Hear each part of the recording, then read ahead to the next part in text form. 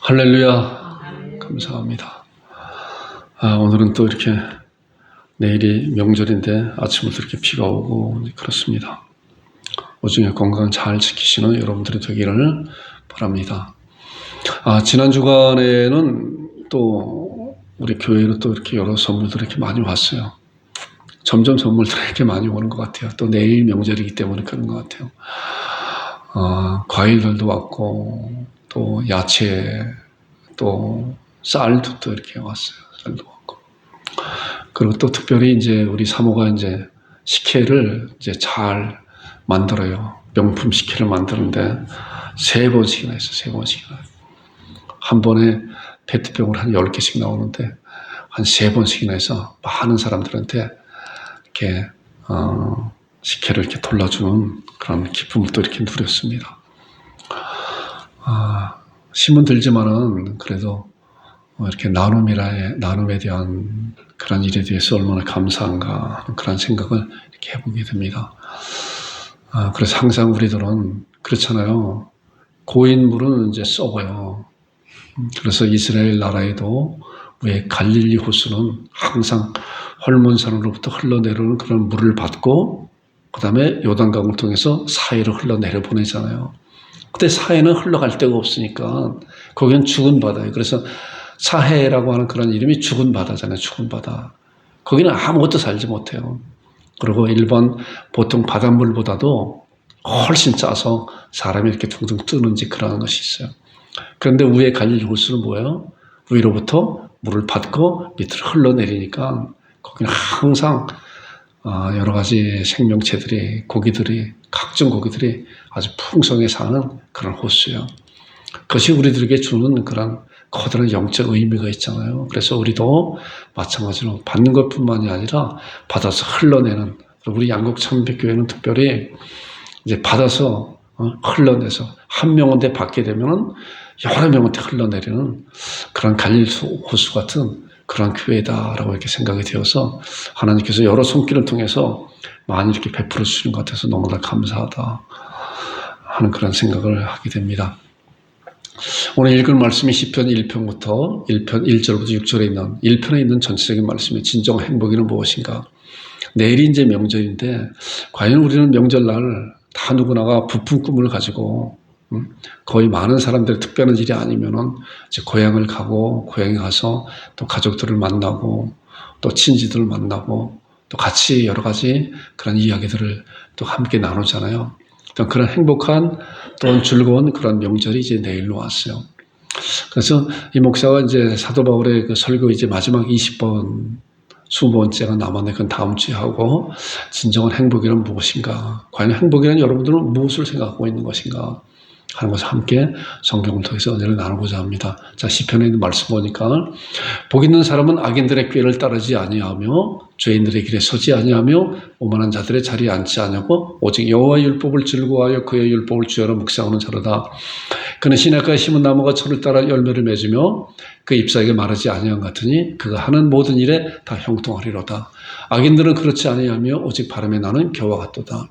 그러므로 악인들은 심판을 견디지 못하며 죄인들이 의인들의 모임에 들지 못하리로다.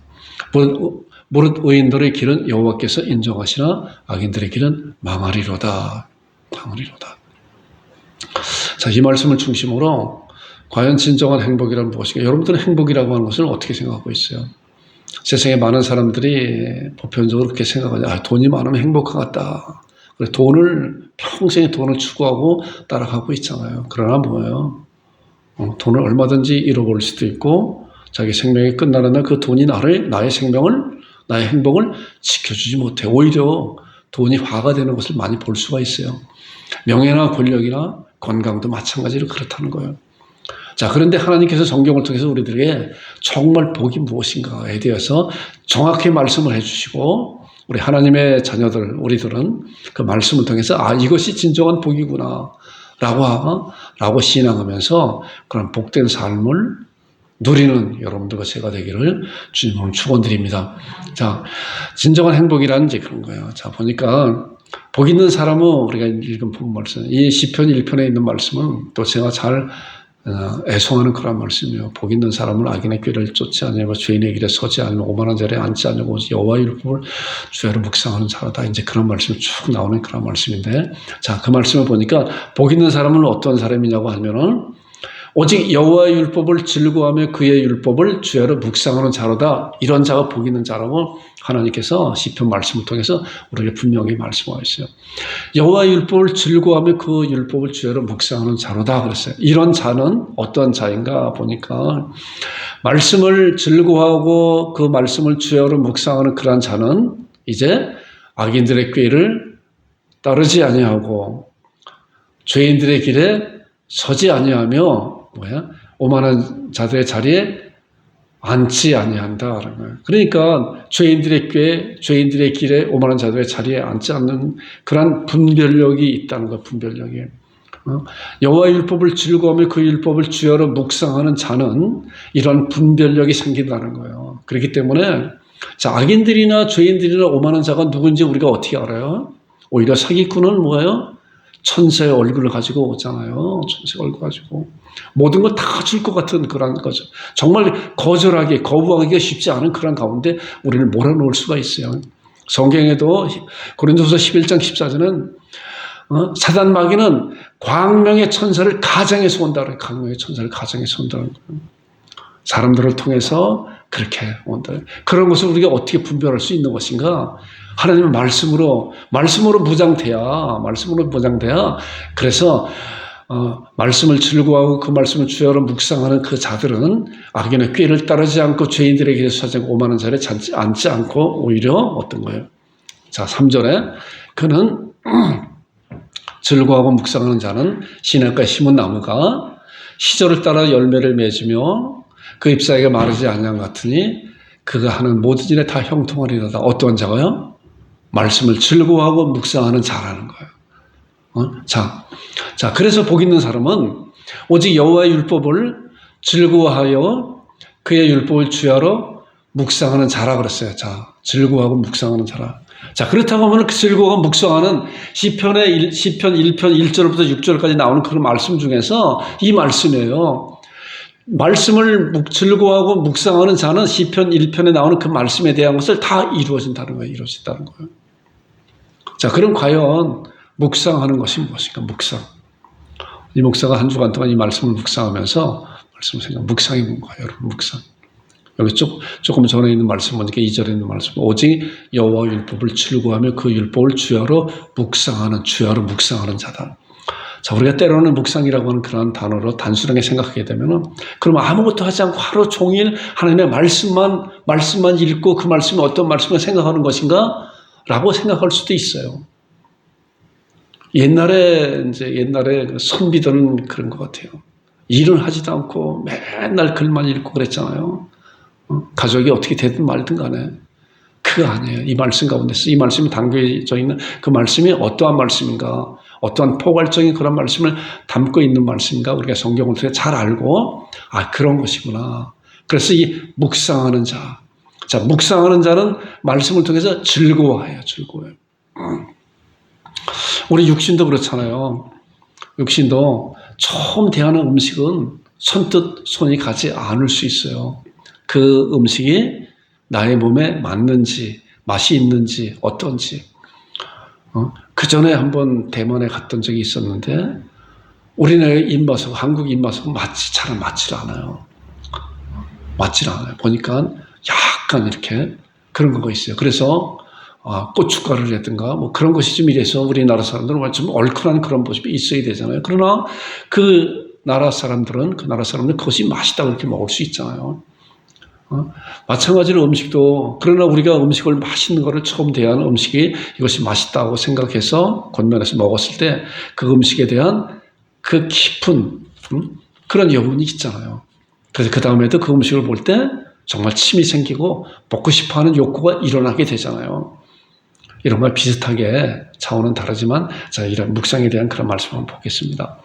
자, 잠언에 있는 말씀을 보니까 이제 시편에서는 묵상하는 자로다 오직 여호와 율법을 즐거워하며 그 율법을 주야로 묵상하는 자는 뭐야 악인의 꾀에 죄인의 길에 오만한 자리에 앉지 않고 시냇가 심은 나무같이 풍성한 열매를 다 형통한다고 그랬는데 그 묵상이라고 하는 것이 뭐야? 묵상. 답은 거기 있잖아. 이 묵상이 무엇인가를 알면은 우리가 그러한 모든 것을 우리 삶 가운데 이루어질 수 있는 거예요. 잠언에 있는 말씀 보니까 인자와 진리로 내게서 떠나지 말게 하며 그것을 내 목에 매며 내 마음판에 새기라. 자, 하나님의 말씀을 내 목에 옛날 우리 구약 시대의 그런 이스라엘 백성 지금도 마찬가지로 유대인들은 하나님의 말씀을 목에도 메고 또 마음판에 새기라는 건 뭐예요? 마음판에 각인시켜라. 그거 뭐예요? 하나님의 말씀을 달달 외워라.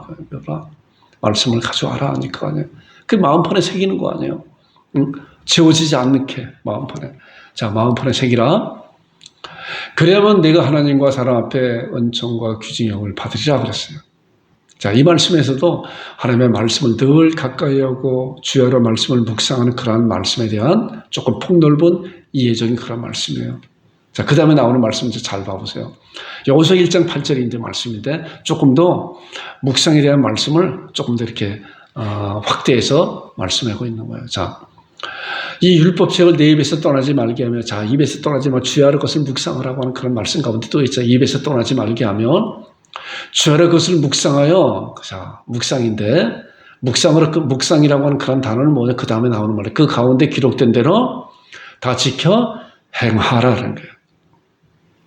말씀만 보는 것이 아니라 그 말씀 가운데서 주어지는 그 말씀대로 다 지켜 우리의 삶 가운데 행하라. 이것이 묵상 가운데 포함되어 있는 그런 말씀이에요.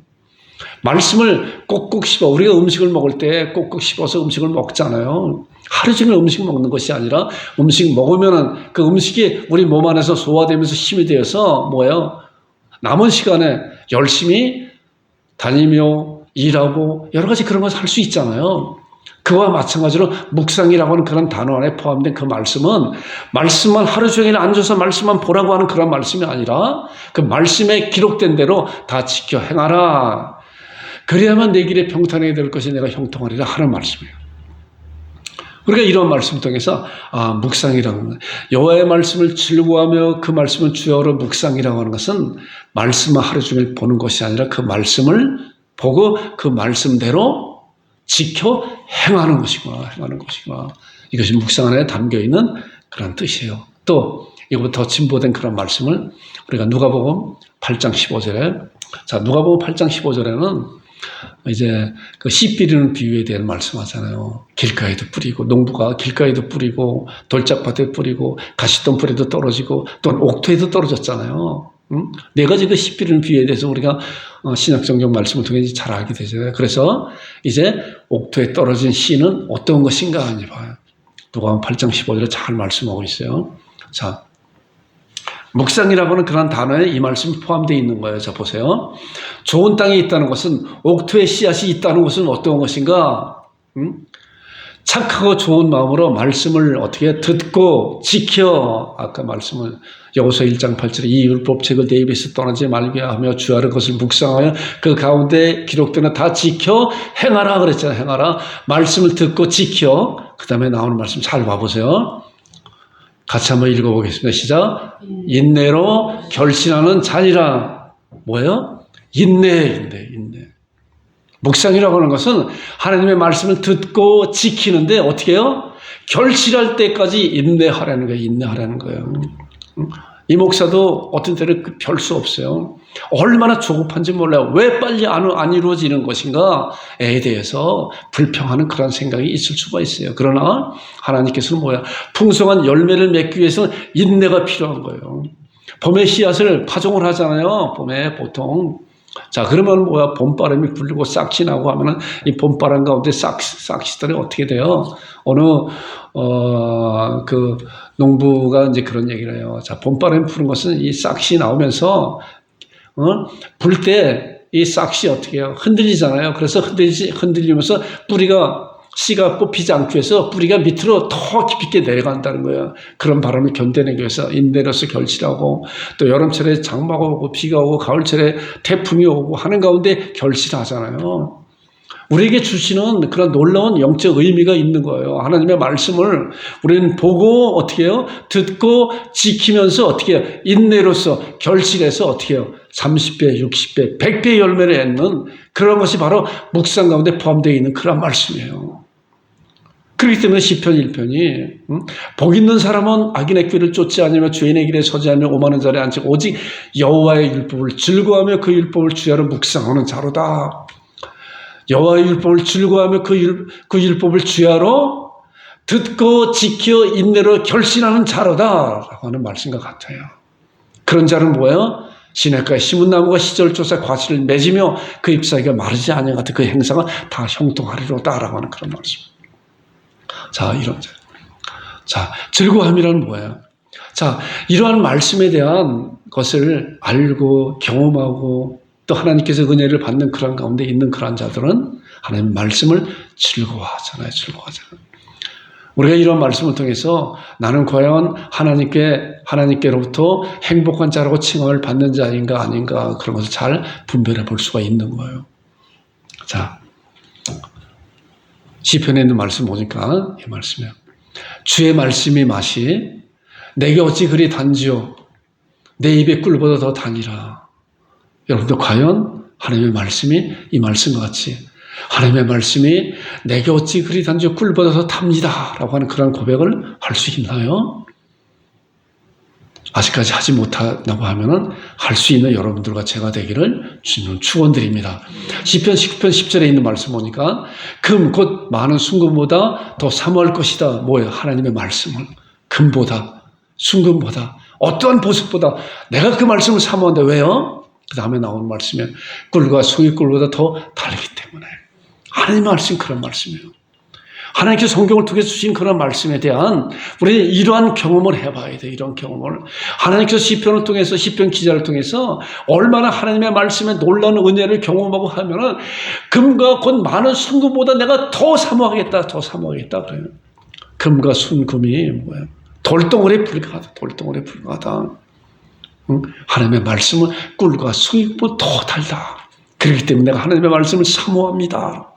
이것이 하나님의 말씀을 경험한 자가 하나님의 말씀을 사모하고 그 말씀을 즐거워하기 때문에 그 말씀을 주야로 묵상하는 순순하니 선순환이 이렇게 이루어지는 거예요. 여러분들 하나님의 말씀을 마음 가운데 단단히 잡고 이렇게 내가 금보다 더 하나님의 말씀을 사모할 것입니다. 왜냐고 하면 그 말씀이 꿀보다 더 달기 때문에 그렇습니다. 이런 고백을 하는 여러분과 제가 되기를 주님으로 축원드립니다. 자, 그렇기 때문에 이제 그런 고백을 하는 자들은 뭐예요? 악인의 꾀를 어떻게 해요? 따르지 않고 죄인의 길에 서지 않고 오만한 자에 앉지 않는 거예요. 그런 자가 말씀을 꿀보다 금과 순금보다 더 사모하고 꿀보다 더 달다고 하는 그런 말씀에 경험한 자들은 악인들의 죄인들의 오만한 자에 분별하고 그런 자리에 가지 않아요. 가지 않아요. 가도 혹시 누구의 꼬임에 가서 견딜 수가 없어요. 견딜 수가. 빨리 나와야지 그런 거예요. 이런 자들이 되기를 주님으로 축원합니다. 자, 그리고 이런 자들은 뭐예요? 그들은 시냇가에 심은 나무가, 자, 시냇가에 심은 나무가 나무를 시냇가에 심었잖아요. 예수 그리스도의 말씀에 깊이 심는 거잖아요. 심은 나무가 뭐예요? 철을 따라서 어떻게 해요? 열매를 맺고 그 잎사귀가 마르지 않고 그가 하는 모든 일이 다 형통하다. 하나님의 말씀 가운데 정말 묵상하고 그 말씀을 지켜 인대로서 결실하는 그런 자들은 이 말씀이야, 이 말씀. 열매를 맺고 마르지 않고 다 형통하다. 자, 우리가 이 형통이라고 하는 그런 단어도 우리가 생각하는 아무 고난이 없이 그냥 가는 그런 형통이 아니에요. 형통 안에는 얼마든지 고난이 있는 거예요. 하나님께서 고난을 허락하잖아요. 사람이 감당할 시험 받기는 너에게 당한 것이 없나니 오직 하나님의 미쁘사 너희를 감당치 못할 시험당을 허락지 아니하시고 시험당을 쯤에 또한 피할 길을 내서 너희를 능히 감당해야 하신다고 하는 고린도서 10장 13절에 있는 말씀같이 우리가 고난 가운데 하나님께서 우리를 몰아넣으세요. 허락하는 가운데. 그래도 우리는 하나님으로 말미암아 다 형통하다는 거예요. 모든 일에. 성경에 나오는 많은 그런 믿음의 선진들은 뭐예요? 고난당하고 순교당하고 그랬잖아요. 세상적인 그런 눈으로 얼마나 비참한 그런 죽음이에요. 그러나 하나님의 편을 볼 때 그들이 행하는 그런 모든이 형통하다는 거예요. 형통은. 야고보서에 나오는 말씀을 보니까 너희가 여러 가지 시험을 만나거든 온전히 기쁘게 여겨라. 기쁘게 여겨라. 너희 믿음의 시련이 인내를 만들어내는 줄 내가 알미라. 인내를 온전히 이루라. 그러면 온전하고 구비하여 조금도 부족함이 없는 그런 자로 세울 것이다 하는 거예요. 다 형통하는 그런 자로 세울 것이다 하는 거예요. 자, 인내로서 그런 여러 가지 환난을 견뎌낼 때 30배, 60배, 100배의 풍성한 열매를 맺는 그런 형통한 자가 우리들을 통해서 하나님께서 이 땅에 이루어 주신다고 하는 놀라운 약속을 말씀하고 있는 거예요. 자, 그리고 이제 4절부터 나오는 그 말씀은 자, 악인과 의인에 대한 그런 것을 비교하고 4절부터 6절에 나오는 말씀이에요. 보니까 자, 화면을 잘 봐보세요. 자, 악인들은 그 다음에 나오는 거예요. 악인들과 의인과 악인에 대한 비유를 하는데 4절에 보니까 악인들은 어떤 거냐. 자, 여기서 나오는 악인들은 하나님을 믿지 않는 저버린 그런 자들이에요. 예수 그리스도를 주로 고백하지 않은 그런 자들이에요. 악인들은 뭐예요? 그렇지 아니하며 오직 바람에 나는 겨와 같도다. 자, 바람에 나는 겨와 뭐야? 키질하게 되면은 알곡은 안으로 들어오고 찌꺼기는 떨어져서 바람에 다 날아가리잖아요. 이런 자들 같다는 거예요. 누가요? 악인들이. 주님을 믿지 않는 불신자들이 그렇다는 거예요. 자, 그러므로 악인들은 어떻게 해요? 심판을 견디지 못한다. 심판을 감당하지 못한다. 나가지 못한다. 그리고 피할 수가 없다. 그리고 죄인들이 의인들의 모임에 들지 못하리로다. 악인들과 죄인들에 대한 비교를 하면서 말씀하고요. 그러나 의인들의 길은 뭐야? 여호와께서 인정하시나. 악인들의 길은 여호와께서 인정하시나. 악인들의 길은 뭐야? 망하리로다. 그러면서 시편 1편을 마무리하고 있는 거예요. 우리는 하나님의 자녀로서 의인된 자들이에요.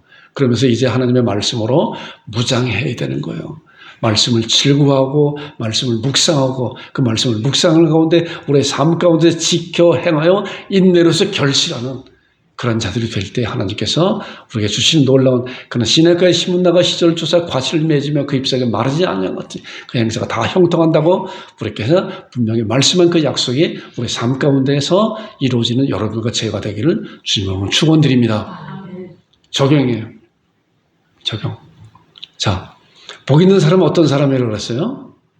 복 있는 사람은 이 말씀에 그랬죠? 같이 읽어보겠습니다. 오직 여호와의 율법을 즐거워하여 그의 율법을 주야로 묵상하는 자가, 이런 자가 복 있는 거예요. 여러분들과 제가 이렇게 해서 하나님 앞에 복 있다 칭찬받는 그런 행복한 자라 칭찬받는 그런 자들이 되기를 주님으로 축원드립니다. 이제 우리가 한 주간 말씀을 묵상할 말씀에 골로새 3장 16절 말씀을 선택했어요. 자, 잘 봐보세요. 자, 그리스도의 말씀이 너희 속에 어떻게 해요? 풍성히 거하라 그랬어요. 자, 같이 읽어보겠습니다. 그리스도의 말씀이 나의 속에 풍성히 거하라. 자, 풍성히 거하기 위해서는 어떻게 해요? 말씀을 즐거워하고 말씀을 묵상하는 그런 자들이 되어야 되잖아요. 하나님께서 성경을 통해서 우리들에게 누누이 말씀하고 있는 거야. 말씀 안에 거하라, 말씀 안에. 그래야만이 말씀 위에 집을 져야, 모래 위에 집을 짓는 것은 뭐예요? 광풍이 몰아치기 전에는 똑같아. 광풍이 몰아칠 때 알아요. 광풍이 어려움이 닥칠 때 그가 반수 위에 집을 지었나, 말씀 위에 집을 지었나, 모래 위에 집을 지었나 알 수가 있는 거예요. 그래서 우리들에게 주시는 그 말씀이, 그리스도의 말씀이 나의 속에 풍성히 거해 제가 그렇게 되기를 원합니다. 한 주간 이 말씀을 묵상하면서 그리스도의 말씀은 제가 사모하고 그 말씀에 풍성히 거하기 원합니다. 자, 그래서 모든 지혜로 피차 가르치며 권면하고 시와 찬송과 신령한 노래를 부르며 감사하는 마음으로 하나님을 찬양한다. 말씀이 풍성히 거할 때 어떻게 해요? 피차 서로 간에 말씀의 교제를 나누고 권면하고 그리고 시와 찬송과 신령한 노래를 하나님 앞에 부리며 감사하는 마음으로 하나님을 찬양하는 놀라운 찬양이 우리의 삶 가운데 이루어지고 성취하고 실행하는 여러분과 제가 되기를 주님으로 축원드립니다. 기도하겠습니다. 하나님 아버지 은혜를 감사합니다.